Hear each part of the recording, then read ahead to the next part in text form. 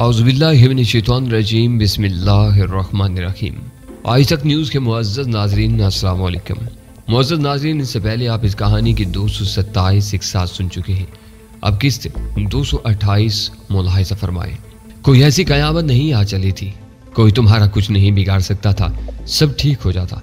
मुझे बोलने में दिक्कत महसूस हो रही थी। हाँ, अब आपसे बातें करने के बाद मुझे भी एहसास हो रहा है कि शायद सब ठीक हो जाता। वो धीमे लहजे में बोली। उसके बावजूद मुझे अपने किए पर कोई पछतावा नहीं है। मेरा ख्याल है मैंने जो कुछ किया ठीक ही किया। मुझे अब जिंदा रहने से कोई खास दिलचस्पी नहीं रही थी। अब मुझे ये इत्मीनान है कि मरने से पहले मैंने एक काबिल जिक्र काम तो कर लिया। शायरी पीर दानिश को अचानक उसे हिचकी सी आ गई। उसके पूरे जिस्म को जबरदस्त झटका सा लगा। आवाज़ उसके हल्के में ही अटक गई। उसके चेहरे और गर्दन के अज़लात खींच से गए थे। मैंने महसूस किया कि वो उसी पुरकून सी हालत में लेटी रहने की कोशिश कर रही थी। शायद वो उसी अंदाज में मरना नहीं चाहती थी, लेकिन ये उसके अपने इख्तियार की बात नहीं थी। उसी अकड़ी हुई हालत में वो साख्त हो गई। उसकी आंखें खुली की खुली रह गई थी। उन आंखों से वो गोया छत को तक रही थी। अब तक मेरे दिल के किसी कोने में उम्मीद की एक मौहूम सी किरण जिंदा रही थी कि शायद वो खुद ही बेड से उठ बैठेगी और खनखनाती हंसी के साथ कहेगी, मैं तो मजाक कर रही थी अफसल साहब, कैसी एक्टिंग की, डरा दिया ना आपको। चंद सेकंड उसकी तरफ देखते रहने के बाद मेरी ये उम्मीद दम तोड़ गई। उसके साथ ही जैसे रगो पै में जिंदगी की हरारत भी दम तोड़ गई। मुझे अपना आप बहुत सर्द सर्द सा महसूस होने लगा, लेकिन मेरी पलकों तले आग सी लगी हुई थी। मेरे दिल में ही नहीं बल्कि मेरे चारों तरफ भी कोया गहरा सकूत छा गया था। दुनिया से जैसे मेरा राब्ता टूट गया था। मैं किसी जजीरे पर तनहा खड़ा था। सिर्फ यख बस्ता हवाओं की सनसनाहट मेरी समाज से टकरा रही थी। मुझे कुछ अंदाजा नहीं था कि मैं कितनी देर उसी आलम में खड़ा रहा, चाहे चंद सेकंड या फिर चंद घंटे। फिर न जाने किस तरह मैं अपने हवास में यही यकबस्तगी लिए जरा आगे बढ़ा और हाथ फैलाकर नहायत आहिस्तगी से मैंने उसकी आंखें बंद कर दी। बिस्तर की चादर खींचकर उसकी दोनों मुट्ठियों में दबी हुई थी, वो मैंने उसकी मुट्ठियों से निकाल दी और उसके हाथ सीधे कर दिए। अभी उसके अज़ा में नरमी थी, अभी उसके हाथ पाँव लकड़ी की तरह नहीं अकड़े थे। मैं कुछ देर उस पर झुका उसका चेहरा देखता रहा। चेहरे के अज़लात अकड़ जाने के बावजूद उसकी खूबसूरती में चेहरे के अज़लात अकड़ जाने के बावजूद उसकी खूबसूरती में कोई ज़्यादा कमी नहीं आई थी, लेकिन अब धीरे धीरे उसकी रंगत में नीलाहट नमूदार हुई थी। अचानक मेरे हवास पर जमी हुई मनो टनो बर्फ एक जोरदार कड़ाके से चटक गई। एक लम्हे के बाद मुझे अंदाजा हुआ कि दर हकीकत है वो जोरदार कड़ाका नहीं बल्कि दरवाजे पर महज एक हल्की सी दस्तक थी। मैं तेजी से घूमा। गंद कोया खुद ब खुद ही मेरी जेब से निकल कर हाथ में आ गई। मैंने सर झटक कर अपने मफलूज सियाह साहब को बेदार करने की कोशिश की और तबे कदमों दरवाजे के करीब जा पहुंचा। एक लम्हे के लिए मैंने सोचा कि दरवाज़ा खोलूं या नहीं। दस्तक दोबारा हुई। कौन है, मैंने पूछ लिया। मेरे ख्याल में यह सवाल कर लेने में कोई हर्ज नहीं था। अपना लहजा मैंने बारोब रखने की कोशिश की थी, लेकिन उस कोशिश में खासी कामयाबी नहीं हुई थी। अभी हवास पर जमी हुई बर्फ के असरात बाकी थे। सर, बाहर से सिर्फ इतना कहा गया। उस एक लफ्ज़ के पीछे बड़ी तमानियत पोशीदा थी।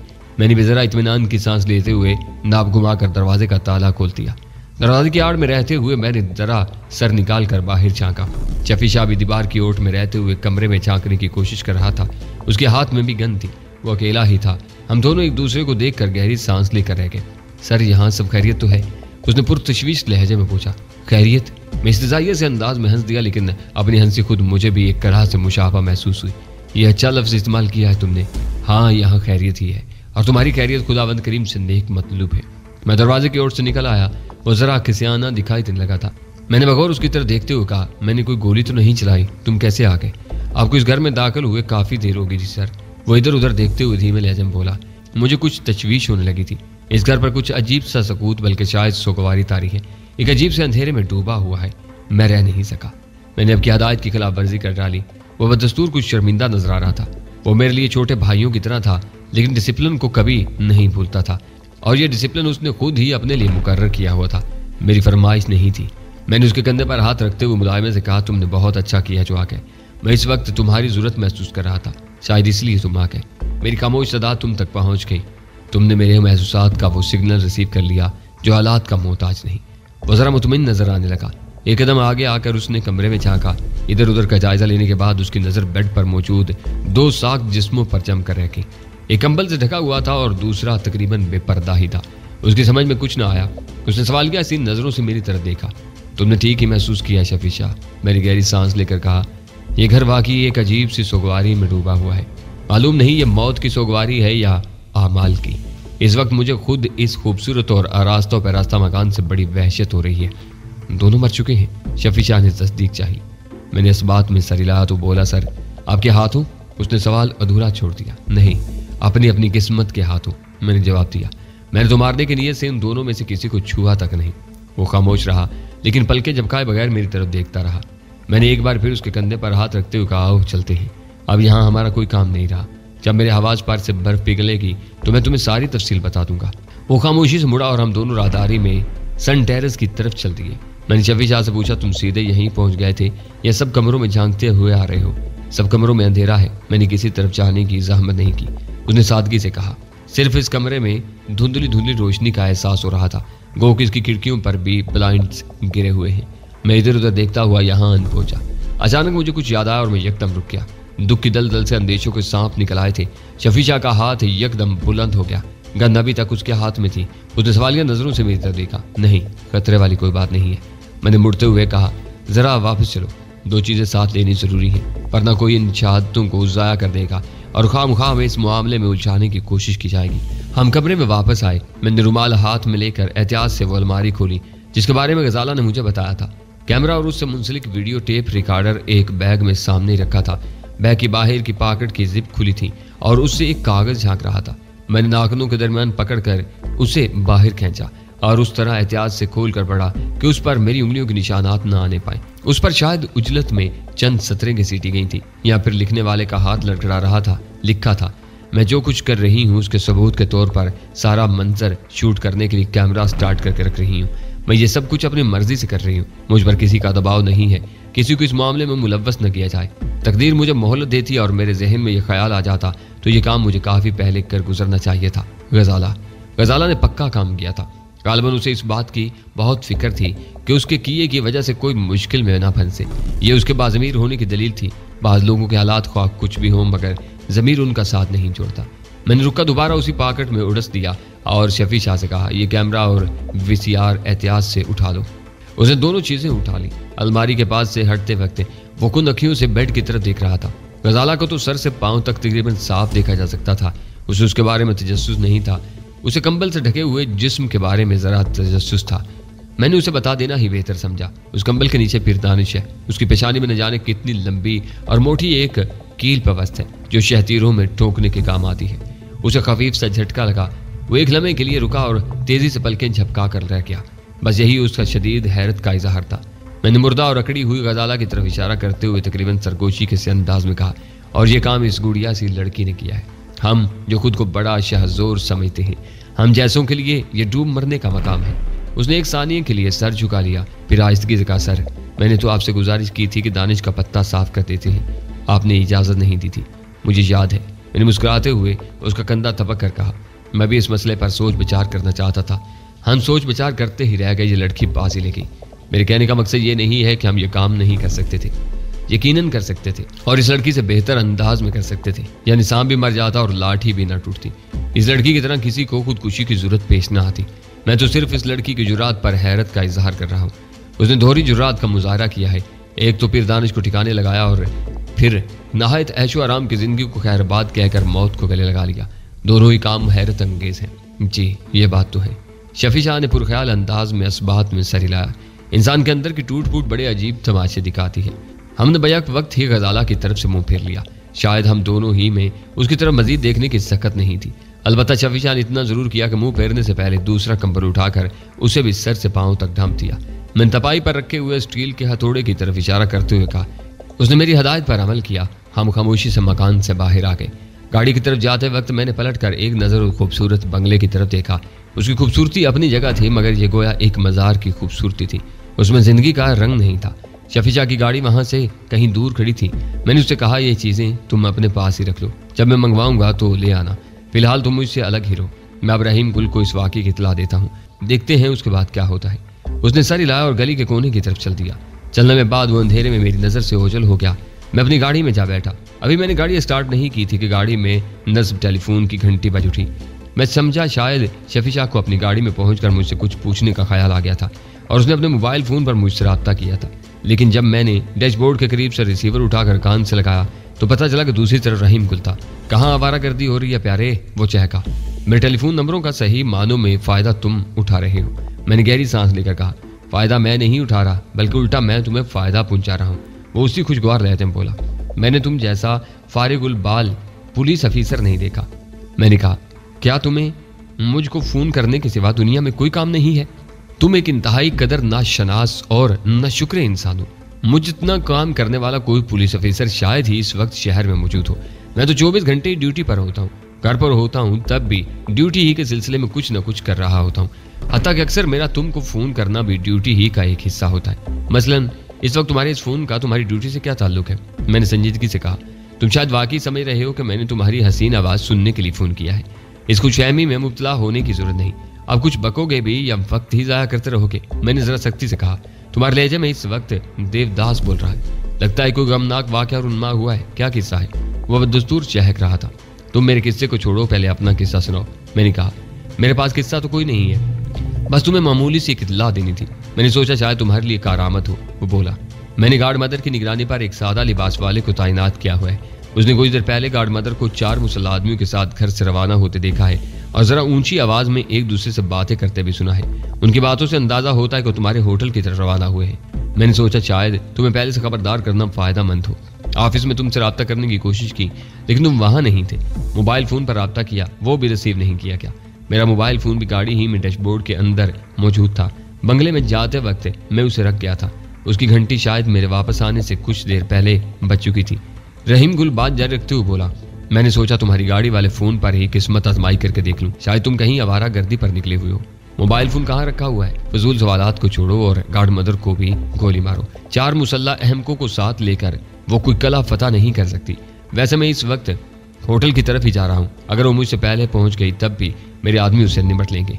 वैसे मैं फोन पर उन्हें अलर्ट भी कर देता हूँ। लेकिन मैं एक लम्हे के लिए खामोश हुआ तो फौरन बोला, लेकिन क्या? मेरे पास तुम्हारे लिए इससे ज्यादा अहम इतला है। मैंने कहा, इलाका तो तुम्हारा नहीं है, लेकिन केस तुम्हारा है। मैं जरा देर बाद तुम्हें फोन करने ही वाला था। अच्छा हुआ तुम्हारा फोन आ गया। एक एड्रेस लिखो और फौरन कुछ आदमियों को लेकर उस पर पहुंचाओ। क्या होगा वहां? फौरन उसके लहजे में संजीदगी आ गई। एक इबरत आमोज कहानी तुम्हारी मुंतजिर होगी। इस इलाके की पुलिस को भी साथ लेना, कानूनी या इखलाकी तौर पर बेहतर समझो तो ले लेना। वैसे भी वो मेरे पड़ोसी ही हैं। कहानी का सर पैर समझ में ना आए तो मुझसे रुजू करना। उसकी गुमशुदा कड़ियां मेरे पास हैं। ये क्या बकवास है? वो जरा खफगी से बोला, तुम शर्लाक होम्स बनने की कोशिश क्यों कर रहे हो? अबे चुगद, मैं शर्लाक होम्स नहीं, तुम्हारा हमदर्द और खैर ख्वाह बनने की कोशिश कर रहा हूँ। मैं चाह रहा हूँ कि एक बहुत बड़े केस को पाए तकमील तक पहुँचाने का क्रेडिट तुम्हें मिल जाए। अगर कहीं गार्ड मदर इस जगह पहले पहुंच जाती तो चाहते न जाने क्या रुखी इख्तियार कर चुकी होती। इल्जाम न जाने किस पर आ जाता। तुम सर पटकते मर जाते, लेकिन इस मामले को कभी हल न कर पाते। कम से कम सही तौर पर हल न कर पाते। लेकिन तुमने अपनी जहानत के बलबूते पर इसे सही तौर पर हल कर लिया। वह तंजिया लहजे में बोला, नहीं, मुझे एतराफ़ है कि इसमें जहानत का नहीं, गैबी मदद का ज्यादा दखल है। मैंने सदके दिल से कहा, अब तो तुम खुश हो, अब तो अपनी जगह से हिल जाओ। अच्छा, मैं जा रहा हूँ। वो यकदम ही नरम पड़ गया। मैंने फ़ोन बंद किया और होटल की तरफ रवाना होने से पहले होटल फ़ोन किया। पता चला कि अभी गार्ड मदर वहां नहीं पहुंची थी। मैंने दाऊद को हदायत की कि वो सिक्योरिटी वालों को अलर्ट रखे और खुद भी अलर्ट रहे। उसके बाद मैं तेज़ रफ्तारी से होटल की तरफ रवाना हो गया। मेरा ख्याल था कि गार्ड मदर मुझसे पहले होटल में पहुंच चुकी होगी, क्योंकि मैं उसके रवाना होने के बाद खासी देर तक रहीम गुल से फ़ोन पर बात करता रहा था। लेकिन शायद वो सुस्त रफ्तारी से आई थी या फिर कहीं और से होती हुई आ रही थी कि जब मैं होटल के कोने पर पहुंचकर गाड़ी ड्राइववे में मोड़ने लगा था, गार्ड मदर सुबह की तरह खुद ड्राइविंग कर रही थी। हालांकि ड्राइवर भी पिजीरो ही में मौजूद था। उसे गार्ड मदर ने पैसेंजर सीट पर बिठाया हुआ था। ड्राइविंग का वही अंदाज जारहाना था और कुछ ऐसा भी लगता था जैसे गाड़ी को वो इंजन की ताकत से चलाने के बजाय अपनी जिस्मानी ताकत से चलाने की कोशिश कर रही हो। स्टीयरिंग व्हील घुमाते वक्त उसकी शतीर जैसे बाजू में बाकायदा मर्दों की तरह मोटे मोटे मसल हरकत करते दिखाई देते थे। पहियों की तेज चड़चड़ाहट के साथ उसकी गाड़ी ऐन मेरे गाड़ी के सामने आकर रुकी। दोनों गाड़ियों की गोया नाक से नाक मिलने में थोड़ी सी कसर रह गई थी। पजीरों में भी उसके साथ ड्राइवर के अलावा 2-3 आदमी मौजूद थे जो यकीनन मुसल्ला रहे होंगे। उसके अलावा हस्ब मामूल पजीरों के पीछे खुली जीप में भी 3-4 आदमी मौजूद थे। मैं चाहता तो गाड़ी जरा सी रिवर्स करके ड्राइववे में ले जा सकता था। काफ़ी जगह थी, लेकिन मैंने ऐसी कोई कोशिश करने की जहमत नहीं की और ना ही गाड़ी से उतरा।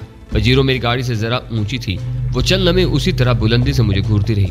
मैं पुरस्कून अंदाज में एक बाजू स्टीयरिंग व्हील पर टिकाए पलक झपक बगैर उसकी तरफ देखता रहा। मैं चश्मे तसव्वुर की मदद से अंदाजा लगाने की कोशिश कर रहा था कि जब वो अपने बेटे की लाश देखेगी तो उसका क्या आलम होगा।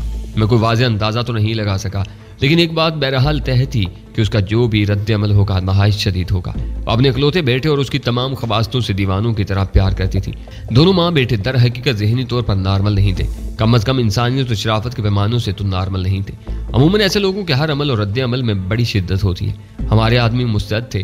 ड्राइवे में आने वाली गाड़ियों के लिए एक बैरियर लगा हुआ था। सिर्फ कुछ मखसूस हालात में अगर किसी गाड़ी को अंदर आने से रोकना मतलूब होता था तभी इस बैरियर को नीचे लाया जाता था।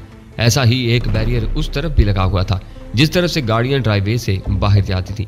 कभी बाहर जाती हुई किसी गाड़ी को भी रोकने की जरूरत पेश आ सकती थी, लेकिन मुझे नहीं मालूम था कि आज तक कभी ऐसा इत्तेफाक भी हुआ या नहीं।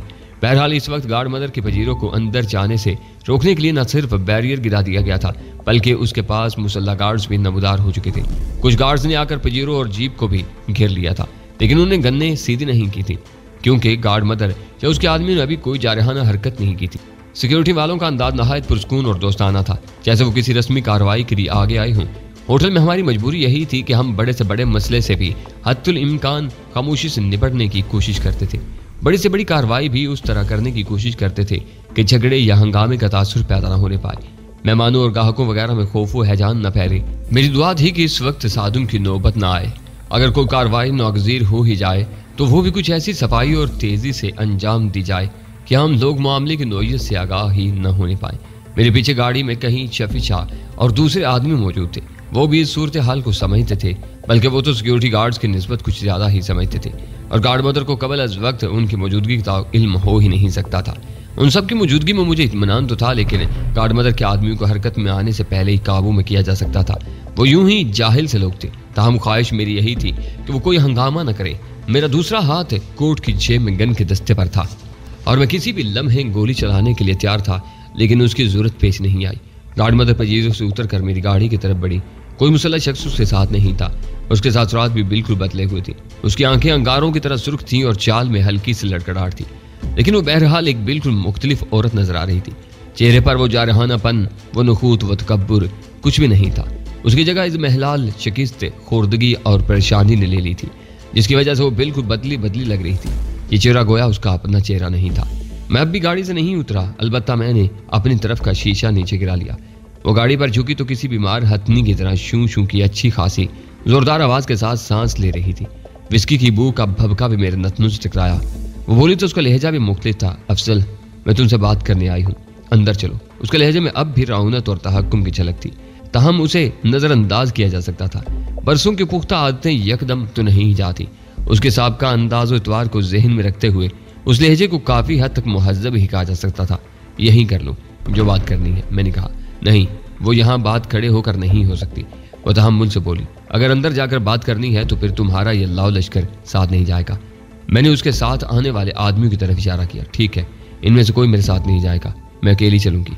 वो खिलाफे तवक्को किसी हीलो हुज्जत के बगैर मान गई, वरना मेरा ख्याल था कि वो कुछ न कुछ बहस तो जरूर करेगी और ज्यादा जोश में आ गई तो खून की नदियां बहाने और होटल को बम से उड़ा देने की धमकियां भी देगी। लेकिन उसने ऐसी कोई बात नहीं की, जिस पर मुझे खासी हैरत हुई। वो घूम कर आई और दूसरी तरफ का दरवाजा खोलकर धम से मेरी बराबर वाली सीट पर गिर गई। उसके वजन से गाड़ी हजकोले खाकर रह गई।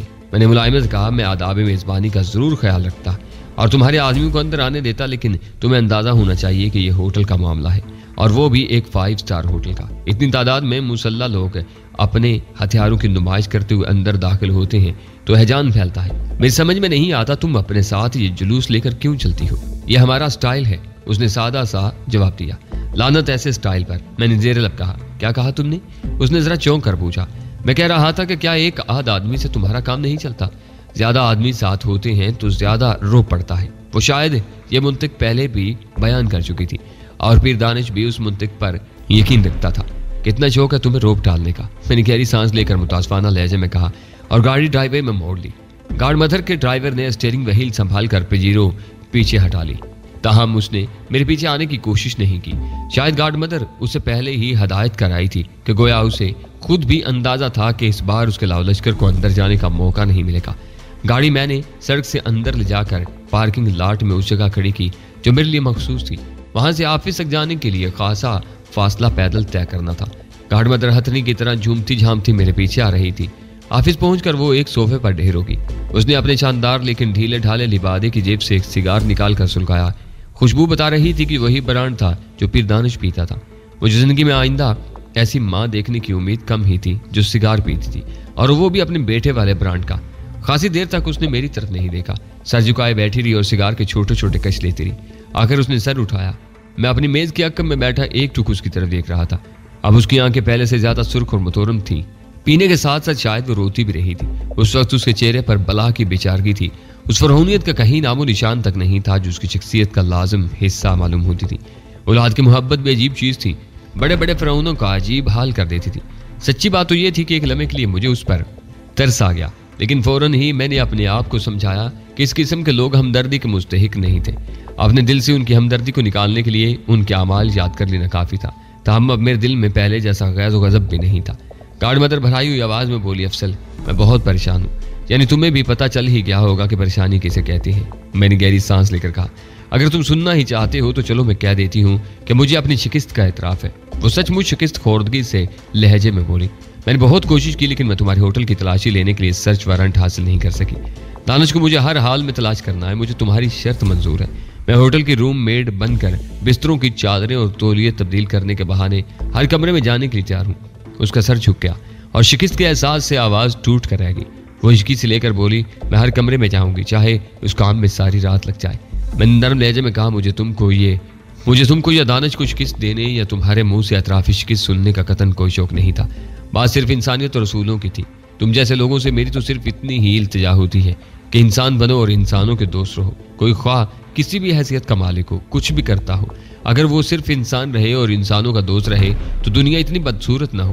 بے شمار لوگ کسی نہ کسی بہانے کی آڑ لے کر کوئی نہ کوئی جواز گھڑ کے اس دنیا کو بدصورت بنانے میں دن رات جتے رہتے ہیں۔ ان کے سب فلسفے بکواس ہیں، سارے جواز جھوٹے ہیں، سارے بہانے محض بہانے ہی ہیں۔ ایسے لوگ بے شمار ہیں، لیکن جس کے ساتھ میرے سینگ پھنس جاتے ہیں پھر اس کا تو کچھ نہ کچھ کرنا ہی پڑتا ہے۔ مجھ میں اب لمبی بحث میں الجھنے کی طاقت نہیں ہے۔ وہ تھکے تھکے لہجے میں بولی، تم بس روم میٹ کا یونیفارم منگواؤ تاکہ میں اپنا کام شروع کر سکوں۔ تمہارے سائز کا یونیفارم تو ہمارے ہاں نہیں ہوگا، میں نے کہا، لیکن دوسری اور اصل بات یہ ہے کہ اب اس کی ضرورت نہیں رہی۔ کیوں؟ وہ چونکی۔ میں نے اس کیوں کا جواب دینے کے بجائے کاغذ پر لکھا ہوا ایڈریس اس کی طرف بڑھایا، لیکن اپنی جگہ سے نہیں اٹھا۔ وہ جلدی سے اٹھ کر میز کے قریب آئی۔ میز کے دوسری طرف سے ہاتھ بڑھا کر اس نے کاغذ میرے ہاتھ سے لے لیا۔ آنکھوں سے کیرتے ہوئے اس نے ایڈریس پڑھا اور سر اٹھا کر شک زدہ تھی نظروں سے میری طرف دیکھتے ہوئے بولی، یہ ایڈریس تم مجھے کیوں دے رہے ہو؟ یہ تو دانش کی ایک داشتہ کا ایڈریس ہے، غزالہ نام ہے اس کا۔ تم واقعی ایک عظیم ماں ہو، میں نے کہا۔ تم نے اپنی اولاد کی پرورش بڑی توجہ سے کی ہے۔ تم اپنے بیٹے کی داشتاؤں کے نام اور پتوں تک سے واقف ہو۔ کاش تم ان لوگوں کے محسوسات سے بھی تھوڑی سی واقفیت رکھتی جن کی زندگیاں تم ماں بیٹی کی وجہ سے برباد ہو گئی۔ تم پھر لمبے جھگڑے چھیڑ رہے ہو، وہ بےتابی سے بولی۔ پھر اس نے گویا تحمل سے مجھے سمجھانے کی کوشش کی، دیکھو یہ ایسی باتوں کا وقت نہیں ہے۔ دوسروں کے حساب سے جب ایسی باتوں کا وقت آتا ہے تو تم جیسے لوگ کہنے لگتے ہو کہ یہ ایسی باتوں کا وقت نہیں ہے۔ خیر تم کہتی ہو تو میں ایسی باتیں فی الحال بند کر دیتا ہوں۔ یہ کسی اور وقت کے لیے اٹھا رکھتا ہوں۔ بہت شکریہ۔ اس کے لہجے میں طنز نہیں تھا۔ اب تم مجھے بتاؤ کہ یہ ایڈریس مجھے دینے کا مقصد کیا ہے؟ جب تمہیں یہ معلوم ہی ہے کہ یہ ایڈریس کس کا ہے تو میں تمہیں اس حد تک اور بتا دیتا ہوں کہ کورٹ سے دانش کو جو برقع پوش لڑکی اپنے ساتھ لے گئی تھی وہ غزالہ ہی تھی۔ میں نے جواب دیا، اوہ۔ اس کی آنکھیں سکڑ گئیں۔ اس نے پرخیال انداز میں میری طرف دیکھا۔ اس کی آنکھیں بتا رہی تھی کہ اس نے میری کم از کم اس بات کا یقین کر لیا تھا، لیکن غزالہ کے گھر اور اس جیسی دوسری تمام جگہوں پر تو میں نے فون کر کے پہلے ہی معلوم کر لیا تھا۔ غزالہ نے مجھے یہی جواب دیا تھا کہ دانش اس کے ہاں نہیں تھا۔ میرے لیے یہ اطلاع حیرت کا باعث نہیں تھی۔ غزالہ یہی جواب دے سکتی تھی۔ کوئی بعید نہیں تھا کہ اس وقت دانش ہوش و حواس ہی میں ہو اور غزالہ نے اس کی طرف دیکھ کر مانی کے انداز میں آنکھ مارتے ہو یا ہونٹوں پر انگلی رکھ کر اسے خاموش رہنے کا اشارہ کرتے ہوئے یہ جواب دیا ہو۔ مجھے خاموش دیکھ کر گارڈ مدر جیب سے موبائل فون نکالتے ہوئے بولی، بہرحال اگر تمہارے کہنے کا مطلب یہ ہے کہ وہ وہاں موجود ہے تو میں اب فون کر کے دیکھ لیتی ہوں۔ وہ فون کی طرف دیکھتے ہوئے ایک لمحے کے لیے خاموش ہو گئی۔ شاید وہ غزالہ کا نمبر یاد کر رہی تھی۔ تمہارا فون کرنا بیکار ہے، میں نے کہا۔ وہاں کوئی فون کا جواب دینے کی پوزیشن میں نہیں ہے۔ میرے اس جواب سے اس کے چہرے پر فکر بندی کے بجائے اطمینان جھلک آیا اور وہ سر ہلاتے ہوئے بولی، میں سمجھ گئی۔ وہ حرافہ اسے کورٹ سے گھیر گھار کر اپنے ہاں لے گئی ہوگی۔ میرے جشن سے پہلے وہ اپنے ہاں جشن منانا چاہتی ہوگی۔ وہ حرافہ تو ویسے ہی سر سے پاؤں تک آگ کی بنی ہوئی ہے۔ اس کے چھوٹے سے وجود میں کچھ زیادہ جوانی بھری ہوئی ہے۔ اسی نے دانش کو منع کیا ہوگا کہ وہ وہاں اپنی موجودگی کی اطلاع مجھے نہ دے۔ اس کتیا کی بچی کو میری پریشانی کا احساس بھی نہیں تھا۔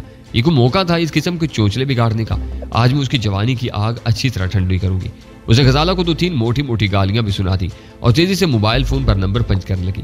اس نے خود بخود ہی فرض کر لیا تھا کہ دانش کی گمشدگی کا معمہ حل ہو چکا تھا اور وہ یک بہ یک ہی بہت خوش معلوم ہونے لگی تھی۔ اب اس کا غیظ و غضب صرف غزالہ کے لیے تھا کہ اس کی وجہ سے اسے اتنی پریشانی اٹھانا پڑی تھی۔ اپنی اصل پریشانی دور ہوتے ہی وہ پہلی سی مسز شاہ جی گارڈ مدر معلوم ہونے لگی تھی۔ میں خاموش بیٹھا اس کی طرف دیکھتا رہا۔ اس نے کچھ دیر فون کان سے لگائے رکھا۔ دوسری طرف یقیناً فون نہیں اٹھایا گیا تھا۔ اس کا مطلب تھا کہ ابھی رحیم گل بھی وہاں نہیں پہنچا تھا۔ تاہم جواب نہ ملنے پر گارڈ مدر پریشان نہیں ہوئی۔ اس کے مفروضے کے مطابق اصل مسئلہ تو حل ہو چکا تھا۔ اس نے بٹن دبا کر فون بند کر کے واپس اپنی بڑی سی جیب میں ڈالتے ہوئے کہا، مجھے معلوم ہے دونوں کا وقت خوب پی پلا کر ٹن ہو کر اوندے پڑے ہوں گے۔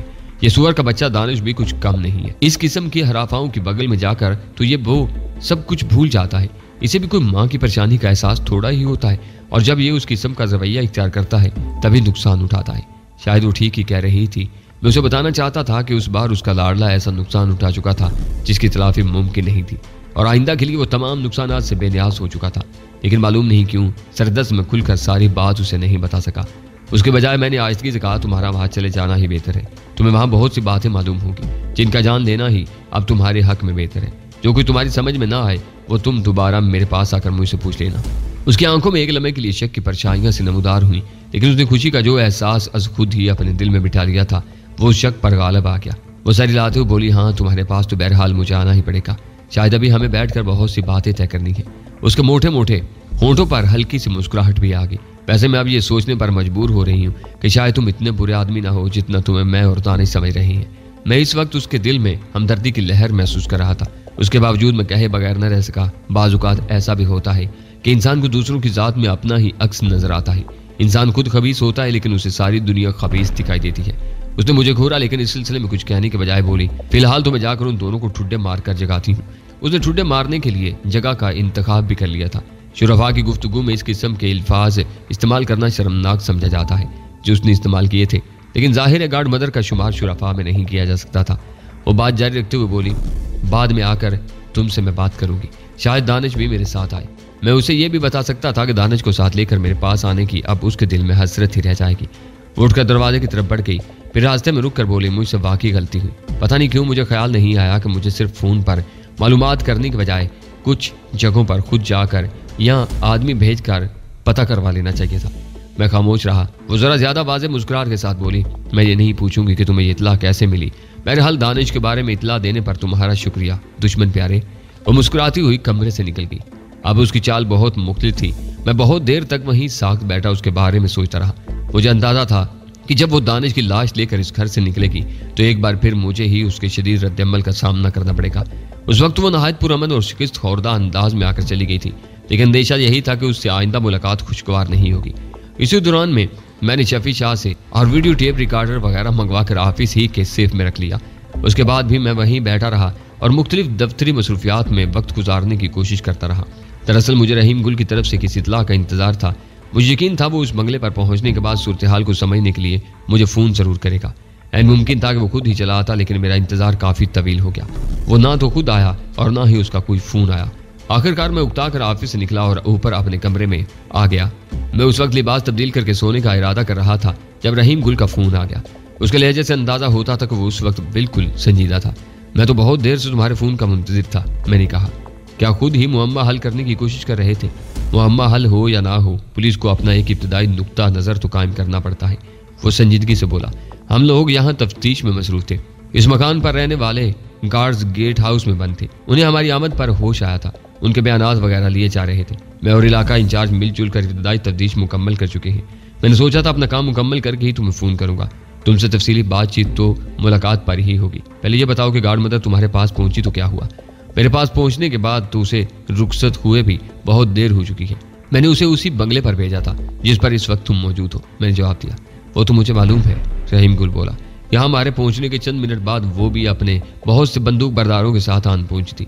میں بتا نہیں سکتا کہ یہاں اس لڑکی اور دانش کی لاشیں دیکھ کر اس کی کیا حالت ہوئی اور اس نے کیسا ہنگامہ برپا کیا۔ بہرحال اس سے ہمیں کم از کم یہ معلوم ہو گیا کہ یہ لڑکی غزالہ کہلاتی تھی اور پھر دانش کی داشتہ تھی۔ ہمیں یہ بھی اسی سے پتہ چلا کہ پھر دانش کو عدالت سے جو برقع پوش لڑکی لے کر گئی تھی وہ یہی تھی۔ اس سے ہم نے کچھ اندازے تو قائم کیے ہیں، باقی باتیں تم سے معلوم ہوں گی، لیکن میں یہ پوچھ رہا تھا کہ گارڈ مدر یہاں سے ایک بار پھر تمہاری طرف روانہ ہوئی تھی، کیا وہ ابھی تک تمہارے پاس نہیں پہنچی؟ اب میں ذرا چونکا اور سنبھل کر بیٹھ گیا۔ نہیں، وہ یہاں تو نہیں پہنچی۔ میں نے جواب دیا۔ کیا وہ دانش کی لاش لینے کے لیے بھی نہیں رکی تھی؟ لاش اس کو ابھی تو نہیں مل سکتی، بیوقوف آدمی، اس کا تو پوسٹ مارٹم وغیرہ ہوگا، لاش 1-2 دن بعد اس کے حوالے کی جا سکے گی۔ وہ تو مجھے معلوم ہے، لیکن میں نے سوچا شاید اس نے پوسٹ مارٹم وغیرہ کرانے سے انکار کر دیا ہو اور لاش ابھی لے جانے پر اصرار کیا ہو۔ بڑے اور بارسوخ لوگوں کی بات تو تم پولیس والے اکثر مان ہی لیتے ہو۔ میں نے کہا، یہاں ایسی کوئی بات نہیں ہوئی، گارڈ مدر نے ایسی کوئی کوشش نہیں کی۔ وہ تاؤ کھائے بغیر بولا۔ اس کی حالت غیر ضرور تھی، لیکن یہ بہرحال فطری سی بات تھی۔ وہ پہلے کے مقابلے میں بہرحال کافی معقول عورت لگ رہی تھی۔ آج اس سے ملاقات کے بعد میرا بھی یہی خیال ہے۔ میں نے کہا، بعض لوگوں میں تبدیلی صرف اسی وقت آتی ہے جب وقت انہیں ذلیل کرتا ہے۔ اگر اس سے پہلے ان میں معقولیت آیا کرے تو کتنا اچھا ہو۔ یہ بھی غنیمت ہے کہ وقت کسی کو ذلیل کرے تو اس میں تھوڑی بہت لچک آ جائے۔ بعض لوگوں کو تو وقت ذلیل کرتا ہے تو وہ اور زیادہ خبیث ہو جاتے ہیں۔